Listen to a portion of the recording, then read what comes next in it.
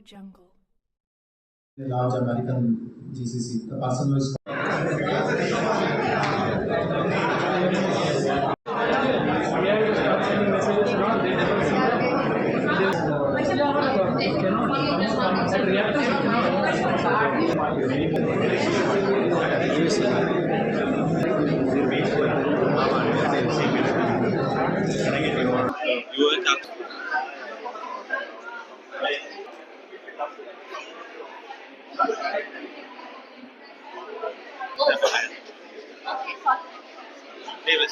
My name is Karthikeyan Durai. I'm here at the Talent Summit Hyderabad at Leela Palace, and I'm part of Zalaris, the global payroll company and HR service provider from Europe. And we are here to partner with our prospect customers in the need of building their GCC capability centers in India as well as in the offshoring centers. Uh, we are meeting a lot of companies. Those are sharing their views about GCC, and we are also attending the conferences here. It's good to meet a lot of new faces, a lot of new ambitions, and we are excited to be part of this event. Thank you. When we talk about the customer base, we are having about 400 plus customers offering across different industries, and we are also offering services across 150 plus countries, and we have our local presence about 30 plus countries.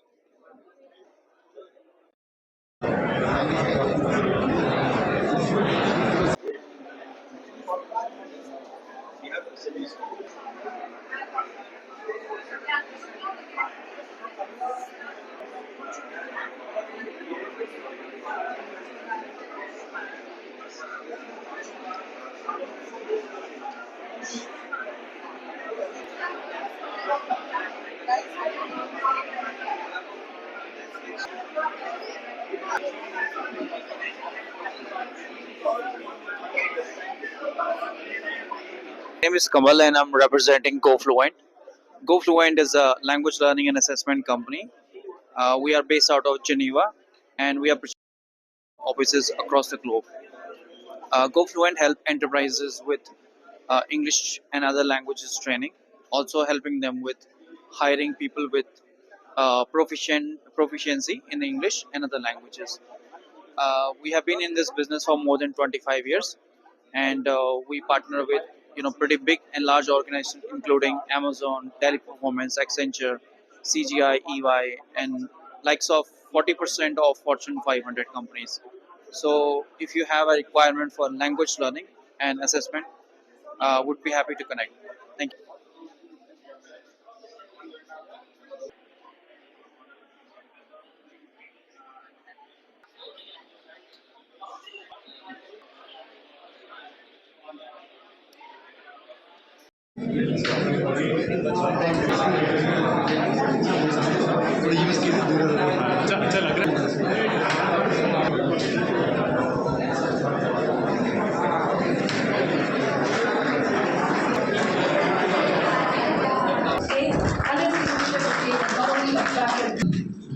Nevertheless, I'm very happy that I'm getting some chance to interact with you. So, frankly, because I could not come here in the morning, I'm not very sure of what kind of sessions have happened, who all spoke on what. Presume that lots of things, only the large companies, the Fortune 500 companies, used to think about having their own GCCs and, of course, putting all that in India. But we are noticing this trend that even mid-scale explore the GCC opportunities, and I can share one real example with you. So if you look at which are the large banks in the US, literally all of them have GCCs. Many of them in Hyderabad, a few of them elsewhere as well. And we would have presumed that that is how it will be. The large banks will continue their GCCs, ramp them up and all. But now we have noticed that second level banks also from the US have started exploring the GCC opportunity. And one of the first ones, the first one actually, which has come to India, has actually come to Hyderabad just a couple of months ago with this bank called the Citizens Bank. It is headquartered in Rhode Island. So beyond that East Coast, it is not that well known, but they have chosen to set it up in Hyderabad. And again, giving, I don't want to give out any names particularly, but I know for sure that there is a very healthy pipeline now. of the second tier companies, not just in the BFSI sector, in other sectors also. But challenges also, which the people related to some of the challenges that these people have spoken about. So one of the first challenge which they are speaking about relates to the, of course, not about talent per se, but how the turnover of talent, the stability of talent, how that is impacting them. In their headquarters, maybe they're used to people working for a longer tenure and providing that stability, long-term projects, sticking for a long time. But because, as I gave you an example, banking and BFSI sector is very prominent here in Hyderabad. So we decided that, and many times we would hear their representatives come and tell us about this issue, that issue, and more or less the same issues were getting raised again and again. So we felt that let them all be organized into a consortium, and this we called as the BFSI consortium.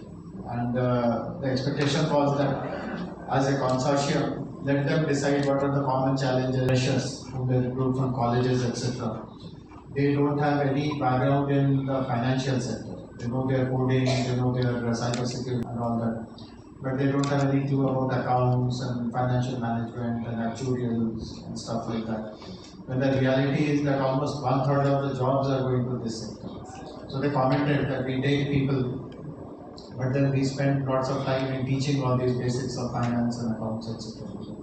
So we acted upon this suggestion, and now in about possibly 100 or close to 100 colleges in Telangana, engineering students are offered a minor course in finance. So, and many of the students have taken this up. The uptake of this opportunity is very high. Almost students have decided to do their major in whatever branch of engineering they are studying, but a minor in finance and accounts. And the BFSI consortium leaders, accounts and finance, etc. But sufficient enough for them to understand the context of it. Of course, they will be required to still develop engineering tools, engineering solutions, engineering products, and therefore their knowledge of AI and other kind of programming language, etc. is important. But because the larger context is a bank, insurance company, or a financial institution, it is easier if they understand that while being a student itself. So that stages we were keen that the members start discussing, start interacting, good ideas should come, some clear action plan should come out. And then we would demand that please have a meeting every 15th day. And I remember in some of the initial meetings, I myself participated, I sat with them. And later on I was told that it had something very positive, though it was not intended, something unintended. Which is that this, so I go back to the main topic of how people were losing their employees very fast. Employees is, which is a term which is typically used, is that is called poaching. So let's say I work for company A. Company B says that okay, I'm giving you 5,000 rupees more. Why don't you move to me? Then company C will say okay, I'll give you 10,000 more. So just throw 5,000 to him. He jumps over. I throw 10,000 to that person. He jumps over. So this disturbs the kind of a balance and all that. So what I noticed was, and what I was told was that when the leaders of all these BFSI companies, they meet every 15 days, they sit across the table, they discuss issues. At some point in time, it becomes embarrassing. Suppose I poached your vice president yesterday, and today morning I'm sitting with you and trying to be nice and all that. So it looks very embarrassing. So on its own, this phenomenon stopped. And then at some point in time, they actually came to a gentleman's agreement that if I'm actually making an offer to someone from your, the purpose of the consortium was not to address this coaching issue. The purpose was to address scaling issues and some policy issues, infrastructure issues and all, but it happened in a very nice way. So now we have decided that we'll have similar consortiums across other sectors. So 6 consortiums have been set up, 2 have already been set up. There's a life sciences consortium, there are lots of life sciences companies have chosen to come to Hyderabad. The other consortium is on the media and entertainment industry. Similarly, we are putting one more on FMCG, one more on logistics and mobility, etc. Because there are lots of. So there's one distinction to make. There's an artificial distinction. We call GCCs And we also have another set of companies which are called ER&D.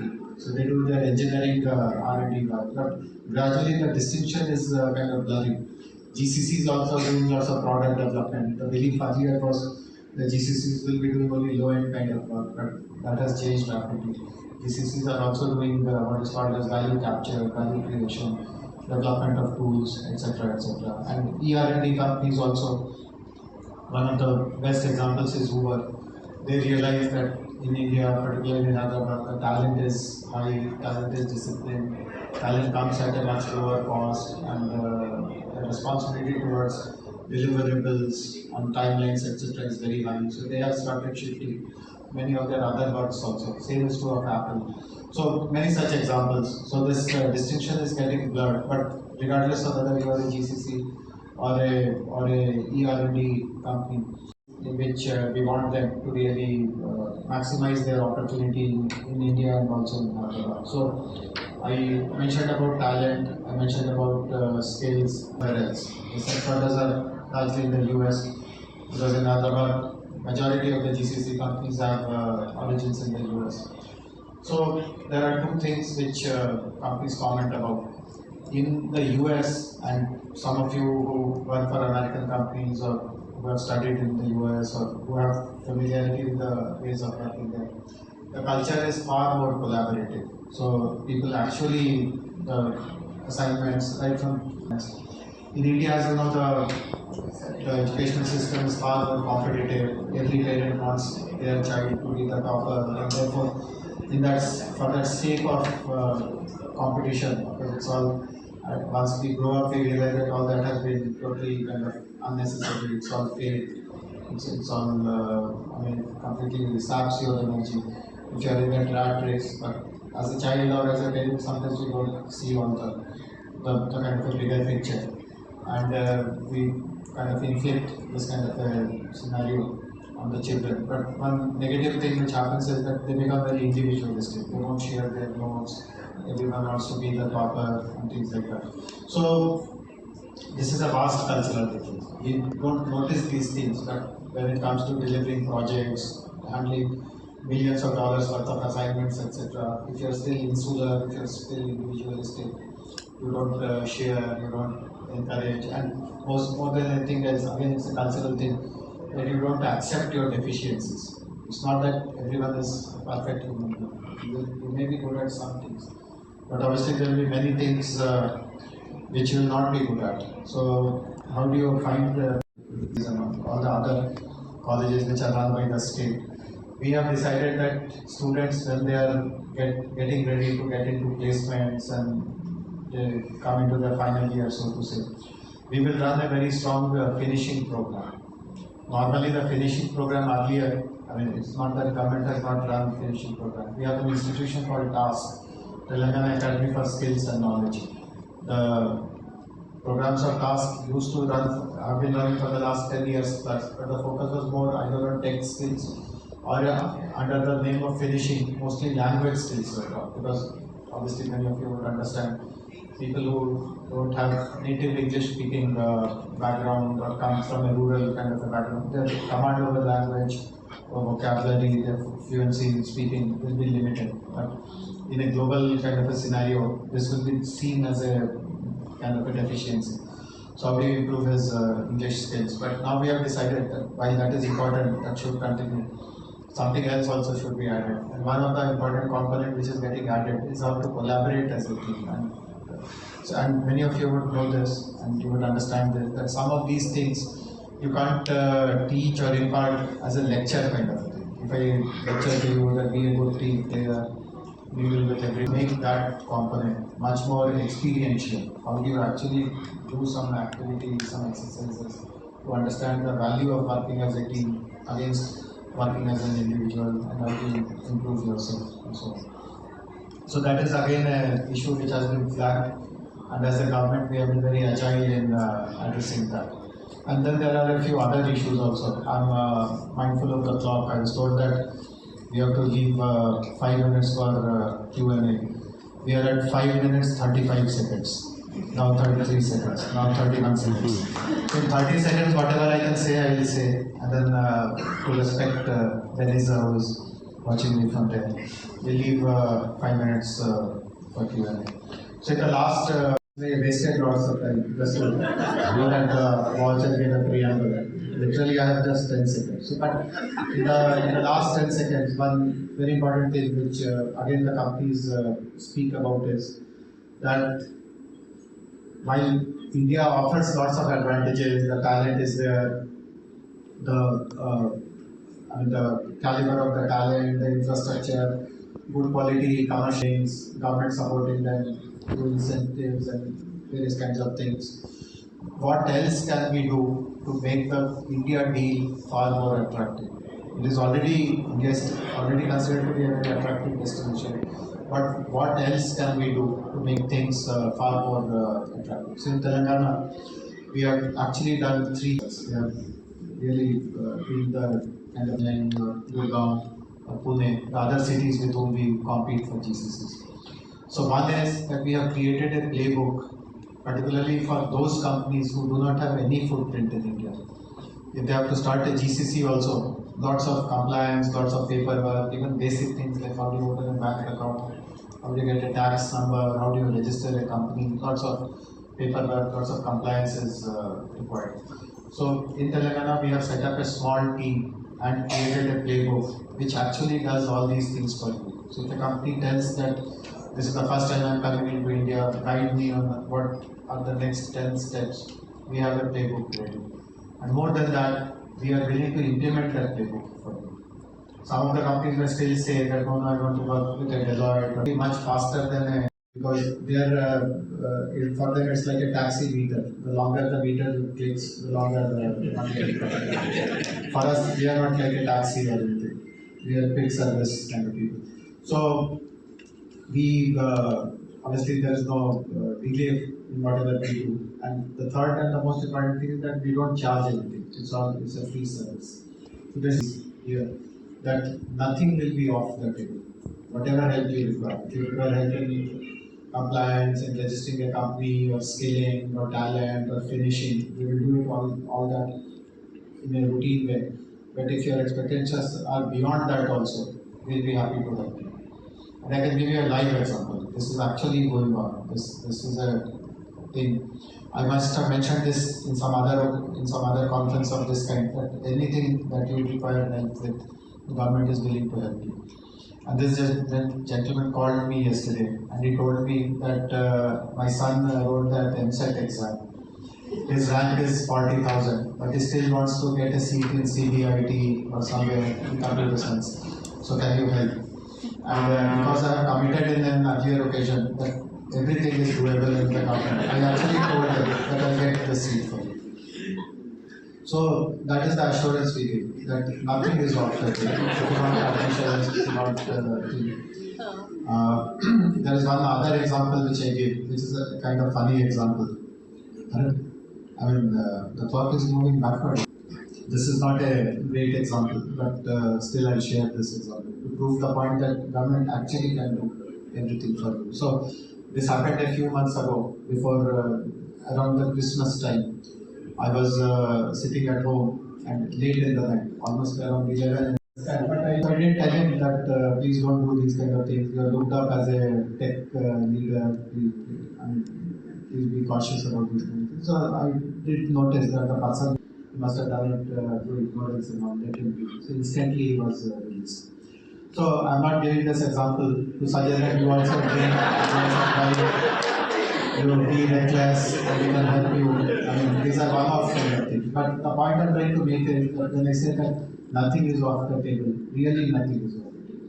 And that is the assurance we give to the company. That if you really want to come to Hyderabad, the office space, the talent, it is more or less the same to the top, let us say 500 GCC leaders in Hyderabad. You will find that each of them, they have my phone number, their mobiles, and not just me, they even possibly have the minister's phone. So this is the impression we give, that we are very responsive, we take care of you. The red carpet is laid out regardless of what size of company you are. Even if you are a 5-member company, you get the treatment as a 5,000 or a 50,000 company. So that is how we're happy that we have taken the lead in the march over other competing cities when it comes to GCCs.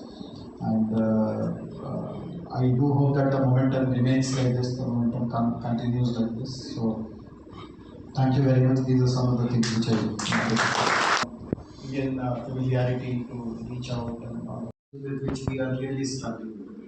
So these are the three things. Help us widen our outreach. Second is to strengthen these consortiums, or in any sector if there is no consortium, form one. And the third is to do more community development projects, social development projects. Thank you. About 20 days ago, taken 250 seats in Karimnagar. Karimnagar is not even an immediate tier 2. The immediate tier 2 town is Warangal, which is it's a million plus city, and it has old institutions like REC Warangal and all that. But Karimnagar is, of course, not very small, but smaller than Hyderabad and Warangal for sure.